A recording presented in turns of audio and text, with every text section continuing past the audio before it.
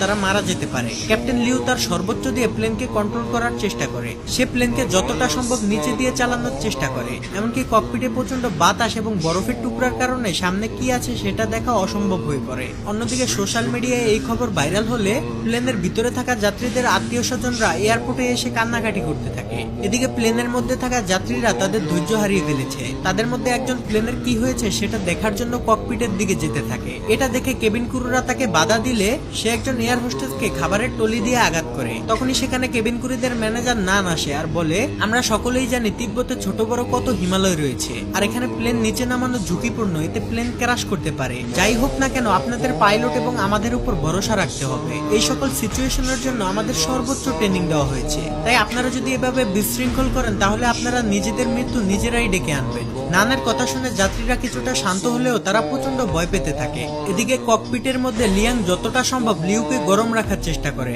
আর Liu জ্বরের মধ্যে দিয়ে সর্বোচ্চ চেষ্টা করে প্লেনটিকে সামনের দিকে এগিয়ে নিয়ে যেতে থাকে। অন্যদিকে লিউর স্ত্রী তাদের মেয়ের জন্মদিন পালনের জন্য খাবার তৈরি করছিল। তখনই তাকে কেউ একজন ফোন করে লিউর বিপদের কথা জানায়। ফলে সে আতঙ্কিত না হয়ে তার মেয়েকে সান্ত্বনা দিতে থাকে, কারণ তার অগাধ বিশ্বাস তার স্বামী প্লেনটিকে সঠিকভাবে ল্যান্ড করাতে পারবে। এদিকে লিউ প্লেনের ভিতরে আস্তে আস্তে অজ্ঞান হয়ে যেতে থাকে। সে তার চোখের সামনে দেখে তার স্ত্রী আর মেয়েকে নিয়ে সে একসাথে জন্মদিনের কেক কাটছে, কিন্তু তখনই লিয়াং লিউকে জাগিয়ে দেয়। এরপর লিউ দক্ষতার সাথে ওই কালো মেঘের মধ্যে দিয়ে প্লেন চালিয়ে নিয়ে যেতে থাকে। কন্ট্রোল রুমে থাকা সবাই রাডারে দেখতে পায় প্লেনটি ঝড়ের মধ্যে সব থেকে বিপজ্জনক জায়গা দিয়ে যাচ্ছে, যেখান থেকে বেঁচে ফিরা প্রায় অসম্ভব। তারা সকলে যেন নিস্তেজ হয়ে একটি সিনেমা দেখছে। কন্ট্রোল রুমের ম্যানেজার বলে, এখন সবকিছুই পাইলটের হাতে, এমনকি বাইরে যাত্রীদের আত্মীয় স্বজনরাও তাদের জন্য দোয়া করছে। এদিকে প্লেনের ভিতরের পরিস্থিতি আরো খারাপ হয়ে যায়। প্রচন্ড ঝাঁকুনির কারণে প্লেনে থাকা যাত্রীদের ব্যাগগুলো তাদের গায়ের উপরে পড়তে থাকে। ঠিক তখনই প্লেনটি হঠাৎ রাডার থেকে অদৃশ্য হয়ে যায়। এটা দেখে কন্ট্রোল রুমের সবাই হতভম্ব হয়ে যায়। সবাই মনে করে প্লেনটি হয়তো ক্র্যাশ করেছে। সবাই প্রচন্ড ভেঙে পড়ে। কন্ট্রোল রুম থেকে তাদের সাথে যোগাযোগ করার জন্য সর্বোচ্চ চেষ্টা করে, কিন্তু এতে কোনো লাভ হয় না। তারা সকলেই বুঝে যায় প্লেনের ভিতরে হয়তো আর কেউই বেঁচে নেই। কিন্তু না, অলৌকিকভাবে যাত্রীরা তখনও জীবিত ছিল এবং প্লেনটিও চলছিল। ঝড়ের ভিতরে কিছু না দেখতে পেয়ে লিউ মনে করে প্লেন হয়তো পাহাড়ের সাথে ধাক্কা খাবে, তাই সে লিভার টেনে প্লেনটিকে আরো উঁচুতে নিয়ে যায়। এতে প্লেনের ভিতরের ঝাঁকুনি বেড়ে পরিস্থিতি আরো খারাপের দিকে যেতে থাকে। লিউর মাথায় তখন একটা জিনিসই ঘুরছিল যে প্লেনের মধ্যে থাকা 19 জন যাত্রী এবং সে সহ 9 জন ক্রু মেম্বারের জীবন এখন তার হাতে, অর্থাৎ 128 জন মানুষের প্রাণ হাতে নিয়ে লিউ তার সম্পূর্ণ অভিজ্ঞতা দিয়ে প্লেনটিকে কন্ট্রোল করতে থাকে। মৃত্যুকে কাছ থেকে দেখা যাত্রীগুলো এখন তাদের মনের কথা বলতে শুরু করে। অনেকে এই জীবনের শেষ ভিডিও বানায় তাদের প্রিয়জনদের জন্য, আর কিছুক্ষণের মধ্যেই প্লেনটি ঝড় থেকে বের হয়ে আসে। লিউর অনেক চেষ্টার পর পরিস্থিতি স্বাভাবিক হতে শুরু করে। এরপর ক্যাপ্টেন লিউ প্লেনটিকে অনেক নিচুতে নামিয়ে আনে, যেখানে পর্যাপ্ত পরিমাণ অক্সিজেন রয়েছে। এরপর সকল পাইলটরা ভালোভাবে দেখার জন্য অক্সিজেন মাস্কটি খুলে ফেলে। ঠিক তখনই চ্যাংডু এয়ার কন্ট্রোল সেন্টারের রাডার প্লেনটিকে আবার ডিটেক্ট করে ফেলে। এটা দেখে কন্ট্রোল রুমে থাকা সবাই খুশি হয়ে যায়। তারা যেন বুক ফুলিয়ে শান্তির নিঃশ্বাস নেয়। এমনকি কন্ট্রোল রুমের সাথে প্লেনের রেডিও কানেকশনও ঠিক হয়ে যায়। এমন ভয়ঙ্কর অবস্থা থেকে ফিরে আসা কন্ট্রোল রুমের কেউই যেন কল্পনা করেনি। যাই হোক, রেডিও কানেকশন ঠিক হওয়াতে ক্যাপ্টেন লিউ আবারও কন্ট্রোল রুমের সাথে যোগাযোগ করতে সক্ষম হয়, কিন্তু উইন্ডো শিল্ড ভাঙা থাকার কারণে প্রচন্ড বাতাসে পাইলটদের কথা কন্ট্রোলাররা বুঝতে পারে না। কিন্তু কন্ট্রোল রুমের কথা যেহেতু তারা শুনছিল, তাই কন্ট্রোল রুম থেকে তাদেরকে ইমার্জেন্সি ল্যান্ডিং করতে বলে।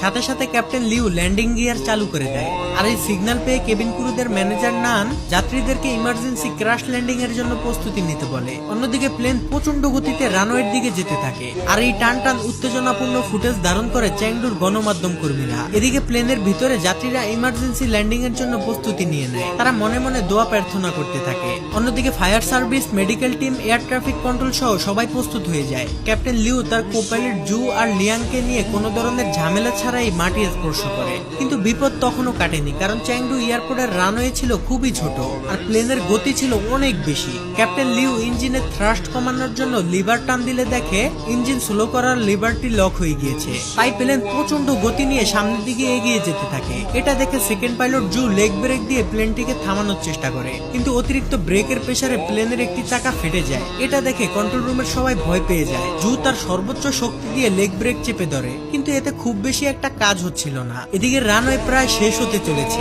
তাই ক্যাপ্টেন লিউ, জু আর লিয়াং মিলে তাদের সর্বোচ্চ শক্তি দিয়ে ইঞ্জিন স্লো করার লিভারটি টেনে ধরে। এরপর তারা বহু কষ্টে রানওয়ের একদম শেষ মাথায় গিয়ে প্লেনটিকে থামাতে সক্ষম হয়। এটা দেখে কন্ট্রোল রুমের সবাই খুশি হয়ে যায়। এমন অসম্ভবকে সম্ভব হতে দেখে তাদের চোখে পানি চলে আসে, আর গণমাধ্যম কর্মীরা তো খুশিতে লাফাতে থাকে। এদিকে মৃত্যুর মুখ থেকে ফিরে আসা যাত্রীরা তো খুশিতে কেঁদে ফেলে। তারা চিৎকার করে এই আনন্দ একজন অন্যজনের সাথে ভাগাভাগি করে নেয়। এরপর ক্যাপ্টেন লিউ মাইক নিয়ে সকল যাত্রীদের উদ্দেশ্যে ক্ষমা চায় এবং খুব হৃদয় বিতারক কিছু কথা বলে, যা শুনে যাত্রীরা সহ কেবিন ক্রুদের চোখে পানি চলে আসে। সেখানে মেডিকেল টিম সহ সকল বাহিনীরা চলে আসলে প্লেনের গেট খুলে দেওয়া হয়। এরপর যাত্রীরা এক এক করে বাইরে আসতে থাকে। কেবিন ক্রুরাও এমন ভয়ঙ্কর সিচুয়েশনের জন্য যাত্রীদের কাছে ক্ষমা চায়। যাত্রীরাও তাদের ভুলের জন্য কেবিন ক্রুদের কাছে মাপ চায়। এরপর যাত্রীরা প্রচন্ড আনন্দ নিয়ে নিচে নামতে থাকে। কেবিন ক্রুদের মধ্যে 3 জন বেশি অসুস্থ হয়ে যাওয়ায় তাদের অ্যাম্বুলেন্সে করে নিয়ে যাওয়া হয়। অন্যদিকে ককপিটের মধ্যে ক্যাপ্টেন লিউ, জু আর লিয়াং নিজেদের সাহসিকতার সেলিব্রেশন করে।